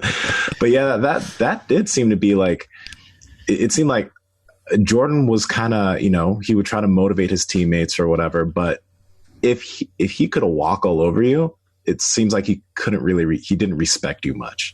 Like there's this one guy on the team and I forgot his name, but Jordan would like make fun of him so much. And instead of like him clapping back, he'd be like, haha, yeah, that's funny, blah, blah, blah. And it kind of all slipped off him. You guys know who I'm talking about. Scott He's like Burrell. lighter skin. Scott Burrell. It's like that was his deflection. But because that was his deflection, it's like Jordan kind of was just treated him okay. You know? That was weird. Yeah, that guy can almost like completely ignored him. There's those shots of like Jordan like shoving his shoulder into him and stuff and trying to like egg him on to like fight him and stuff, and the guy just not going for it. I know we're going in on Last Dance stuff right now, but like what I thought was so crazy was how Jordan would create a chip. Like he remember that there was something he said he made up. Yeah. He made it up. He's like, he didn't say anything to me at the end of that game. Yeah, they played a home and home with, oh my gosh, I can't remember, but yeah, some rookie came out and he scored like 40 points or something. Yes. And then he said like, good game, Mike. Good game, Michael, or something like that. Yeah. And so that was the chip. And then at the end, yeah, like he came back and he scored more than the guy did the whole game in the first half and just totally crushed him. And he's like, yeah, I made that up. Like, oh my gosh, dude. How crazy do you have to be? And so like, man. And that really made me think, because yesterday, you know, you had asked Aubrey Marcus, like, what about using negative, you know, to fuel your fire?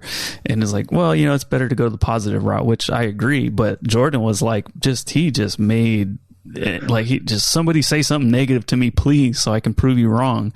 So I mean, gosh, I guess you would just turn a positive into a negative. Like good game's actually positive. Don't tell me you have a good game. The guy might have said it like a dick, kind of, you know. Bro, you know something that came to mind. There's something a coach said to me, a coach that I looked up to. He was a bodybuilding coach that I really respected. I still do respect him. I won't say his name, but I was at like a conference for coaches. It was a few years back when I first, like 6 months into my starting jiu-jitsu. We were all talking, we were all hanging out, and someone was asking me about jiu-jitsu, and I was like, oh yeah, it's super fun, it's super cool. And then he said, yeah, you know, don't take it too seriously because it's not like you're ever going to be a jiu-jitsu world champion. Focus on bodybuilding. And when he said that, I was just kind of like, it's weird. Yeah, I mean, the thing is, he didn't even say it in an offensive way. He was just kind of being factual about it. He was like, your talents are in bodybuilding, your talents aren't in jiu-jitsu, don't spend much time with it. And when I heard that, I was just like, okay. I didn't say anything back. I just kind of let that settle a little bit.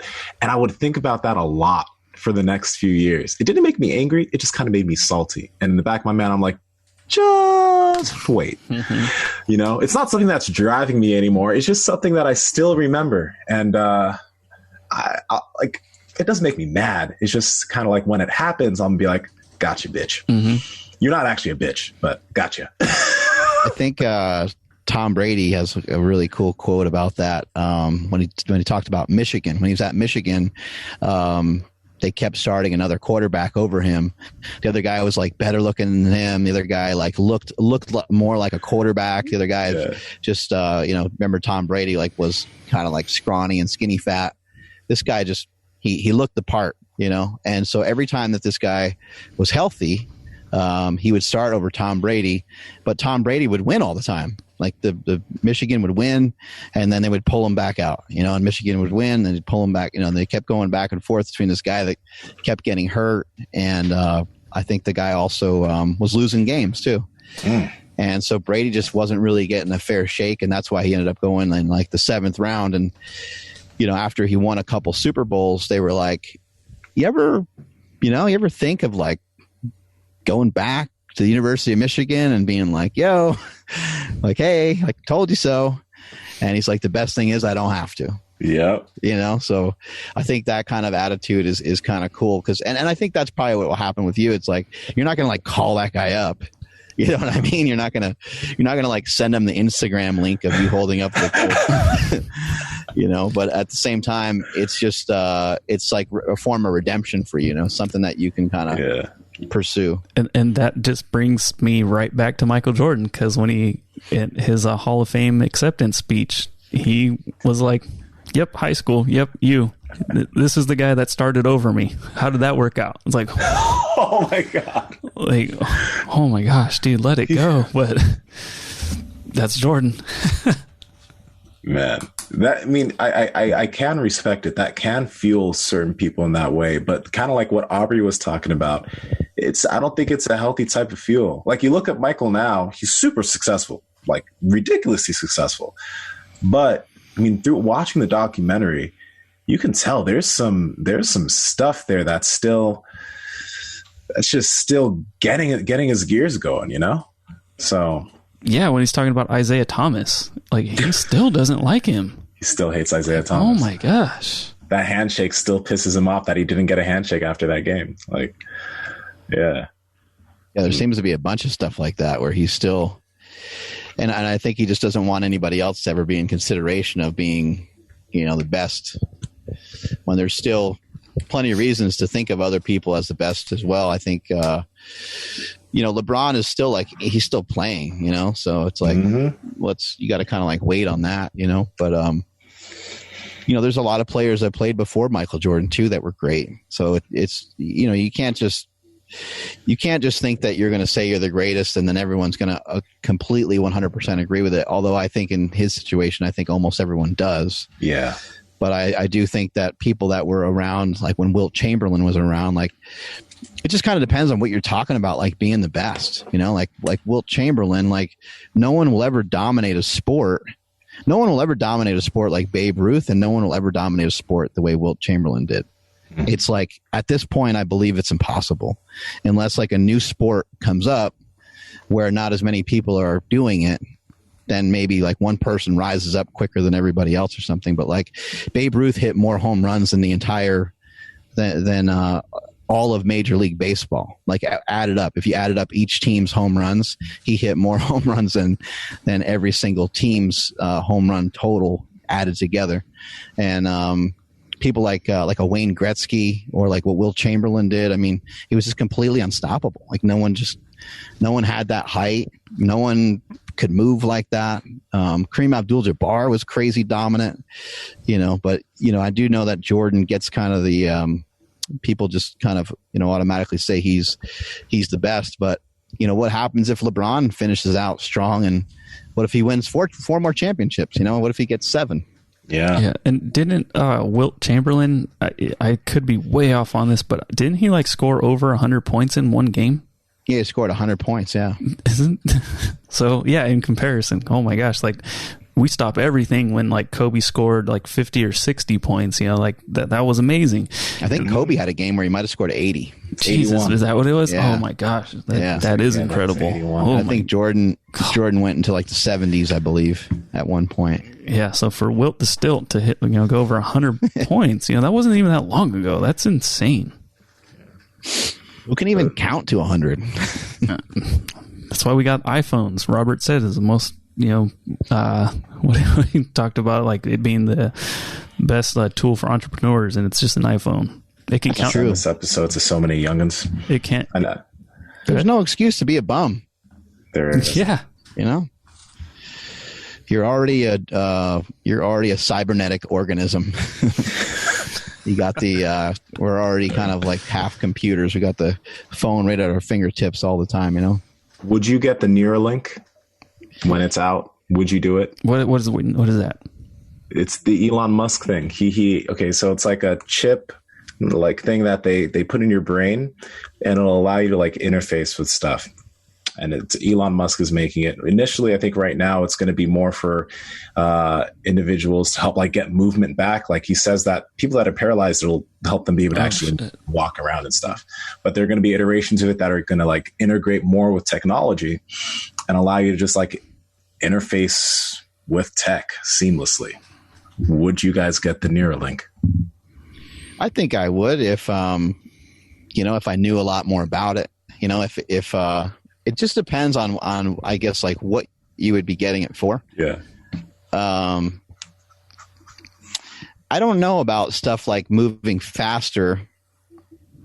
how much value there is in that because things move so fast as it is. Mm-hmm. However, there's a big difference between, the cars that we had when we first had cars and we didn't have paved roads versus the kind of cars that we have now, and being able to drive as fast as we can and flight, change things forever. How quickly you can get something on your phone, change things forever. So, I mean, being able to just to think a thought and then have a search going on, I think that could really load you up with a lot of information, but there's always a lot of give and take. So I don't know what the repercussions of that are or if there is any. I don't know if there's, at the moment, we don't believe that there's any limitation to how much you can learn and know, but maybe there is, maybe picture that you have that link in your head at the age of 5 or something like that, or the age of 10. Can you, what would happen if your cloud was overstored or something like that? What if you had kind of a storage issue or I don't know how it'll work. But it does sound super interesting. Some of the stuff I saw from that on TV before about things that are similar is just rather than typing, you can just think it and you're now searching. Mm-hmm. I wonder how that works. And I wonder do you need to be, cause you don't want all your thoughts to be searched, and then who has control over this link? Who has control over this thing? It could get really ugly really fast. Yep. People know your every thought, Yeah, yourself in certain situations, and all of a sudden it's oh, hey, look, that guy's thinking about naked women. Or dude, dudes. I don't know if you saw the episode, but he was saying that maybe in 10 to 15 years, talking like this would be unnecessary. We just if you and I were in the same room, we could just communicate. That's crazy. With our mouths closed. What's interesting about that too is that we always think that animals are inferior to us, but animals already do that. Mm-hmm. They don't need to talk to each other. I don't know if you guys ever heard Joe Rogan talking about he had his dog out one day and I think he went to a park or something, and then his dog saw somebody else had a dog. They had a pit bull or something, and his dog kind of knew okay, don't go near that dog, but his dog didn't really care that much. But then somebody had a wolf, a purebred wolf, and his dog just cowered mm-hmm. and tucked its tail and just kind of balled up and hid behind him, and it wouldn't move. So animals are we don't we wouldn't know that. If somebody had a gun and somebody was about to act really violent, I wouldn't know enough to go run behind a bush because I wouldn't sense anything weird, Mm-hmm. But man, those, animals they're interesting. Or the way that, I think I'm going to say this wrong. Maybe it's chimpanzees, I think, or I can't remember, but they will strategically line up in a jungle and push out another group of chimpanzees. They will it's as if they had a conversation and they said, hey, you go over there, Andrew, go over there. I'm going down the middle, and we're just going to stay there. And then we're going to move a little closer and move a little closer. We're going to drive them out. But they obviously don't talk, mm-hmm. They don't do anything. They don't even do hand gestures or nothing. They just go and they just do it. But maybe they already have the link. Maybe this has already all happened already. Yeah, with the way that things go on in nature, we are inferior in some ways, but we're still eating everything. Yeah, right. Yeah, humans ruin the apex everything. Predator. Yeah, yeah. We can't figure out how dolphins communicate with each other, but they definitely do. It's too advanced for us to understand, or something weird like that. So instead, we're just we're just gonna kill them all. It's give me a break. I'm excited. Andrew, take us on out of here, buddy. Yeah, I will. Amazing episode. Thank you, everybody, for checking out today's episode with Robert Kiyosaki. So much value in today's episode. If you guys found 1, 2, 300 gold nuggets, which I'm sure you did, please don't be stingy with those gold nuggets. Share this episode with a friend. It would yeah, we would sincerely appreciate that. Please make sure you're following the podcast at Mark Bell's Power Project on Instagram, at MB Power Project on TikTok and Twitter. We're also on Facebook, LinkedIn, a couple other different places that I can't think of right now. My Instagram is at I am Andrew Z. And if you wanted to get in touch with Nsima, how could they do that? At Nsima Inyang on Instagram and YouTube, at Nsima Inyang on TikTok and Twitter. By the way, guys, on my Instagram, if you go on my highlights, you're going to see this series that goes over fat loss. Just go through it, especially right now in quarantine. I need to check that out.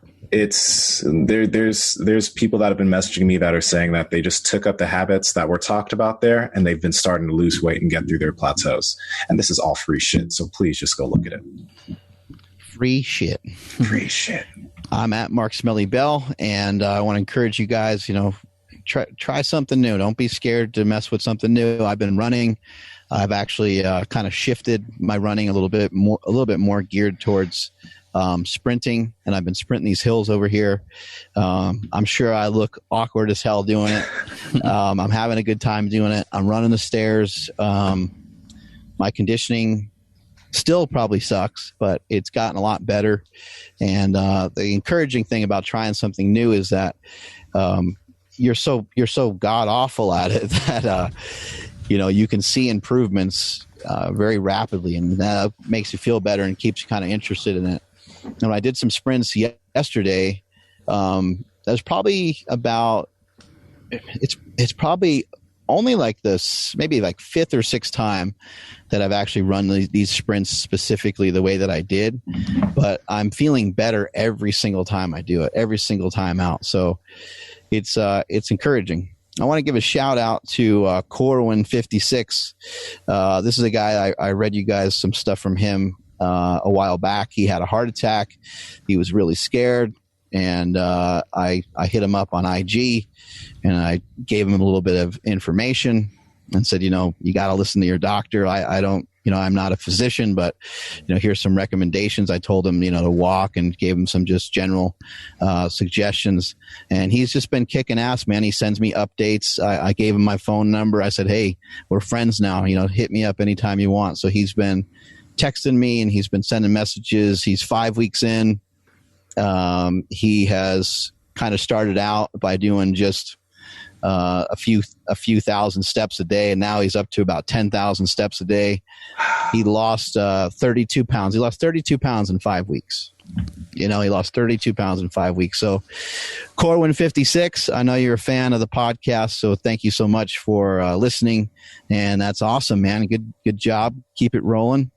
And he's been talking about like wanting to lift, and he's got some dumbbells and stuff now and all that. So the guy's turning his life around, and I think anyone that's listening to this has an opportunity to do that any day they choose to. Strength is never a weakness. Weakness is never a strength. Catch y'all later. Thank you, everybody, for checking out today's episode with the one and only Robert Kiyosaki. I hope you guys found as much value in it as we did. So thank you again for checking out today's episode. Right now, we wanted to thank everybody that's been rating and reviewing the podcast on iTunes. It helps us out a ton. Real quick, a huge shout out and thank you to Eli.Champion. Eli says, life-changing. Quote, I listen to this podcast almost every day driving at work. The amount of information and motivation these guys put out is insane. My go-to podcast anytime I'm driving or have any spare time. Eli, thank you so much for that. We sincerely appreciate it. You just gave us one of the best compliments that anyone can do. So thank you so much. If you listening right now, if you would like to hear your name and your review read on air, please head over to iTunes right now, drop us a rating and a review, and you could hear your name on air, just like our friend Eli.Champion. We'll catch you guys on the next one. Peace.